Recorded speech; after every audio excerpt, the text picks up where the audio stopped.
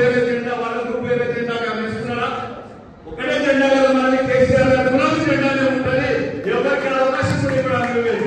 కేసీఆర్ గారు ఇక్కడ జరిగే ప్రతి పనిని, ప్రతి మీటింగ్ ని, ప్రతి గ్రామంలో ఏం జరుగుతుంది, ఎవరు ఎక్కడ ఏం చేస్తున్నారు, ఏ ఎమ్మెల్యే గారు ఏం చేస్తున్నారు, ఏ మాజీ ఎమ్మెల్యేలు ఏం చేస్తున్నారు, ఏ కార్యకర్తలు ఎంపీటీసీలు జెడ్పీటీసీలు ఏం చేస్తున్నారు రికార్డ్ అవుతుంది. అక్కడ సర్వేలు జరుగుతున్నాయి. ప్రతి దిక్కు నుంచి రిపోర్ట్ అవుతుంది.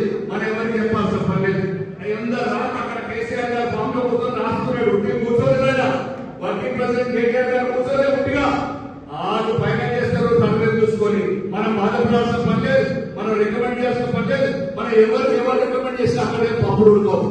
ఆయన పైన సుప్రీం ఆయనే, తెలంగాణ తెచ్చింది ఆయనే, ఇద్దరు ఎంపీలతో కష్టపడి తెచ్చుకున్నది తెలంగాణ ఆయన తెచ్చి మనందరి పదవి బ్రహ్మాండంగా పాలించింది ఆయనే.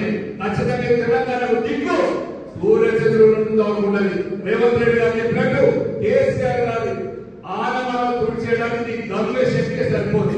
నువ్వు చేసే పని ఏం చేస్తున్నావు? పోలీసులు నమ్ముకొని మా వాళ్ళందరి మీద కేసులు పెట్టిస్తున్నావు, ఇబ్బంది పెట్టే ప్రయత్నం చేస్తున్నావు. ఇంకొక 6 నెలలు పెట్టావు. వచ్చే సంవత్సరం మీ అధికారులు వినరు, మీ పోలీసులు వినరు, మీ మంత్రాలు కూడా తిరగలేదు. నేను ఇచ్చే హామీ లేదు. ఇక్కడ ఏ మంత్రి కూడా తిరగడానికి కూడా వీళ్ళకుండా చేస్తారు ప్రజలు. ఖచ్చితంగా ఖమ్మం జిల్లాలో అద్భుతమైన రిజల్ట్ రాబోతుంది. దీన్ని మనం కష్టపడ్డాం. No groups in Wyra constituency. అందరం ఒక్కటే కష్టపడ్డాం, పనిచేస్తున్నాం. అజయ్ గారు, రవీంద్ర గారు, మధు గారు, మీరు గారు, ఇక్కడ అబ్జర్వేటర్, ఇన్ఛార్జ్, ఆర్ఎస్ కృష్ణ గారు, ఎవరైనా సరే అందరికి కలుపుకోకపోతాం, కష్టపడ్డాం, పనిచేస్తున్నాం. ఏ నియోజకవర్గాన్ని మా సైనికులందరం పోతాం, పార్టీని నిలబెట్టుకుంటాం, కష్టపడతాం.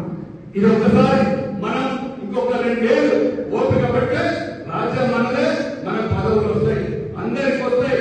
మనం అధికారం ఉంటే మనం బాగుపడతాం తప్ప ఎవరో చెప్పే మన మాట వినకండి. ఇక అనిపించి ఇటు కార్యక్రమం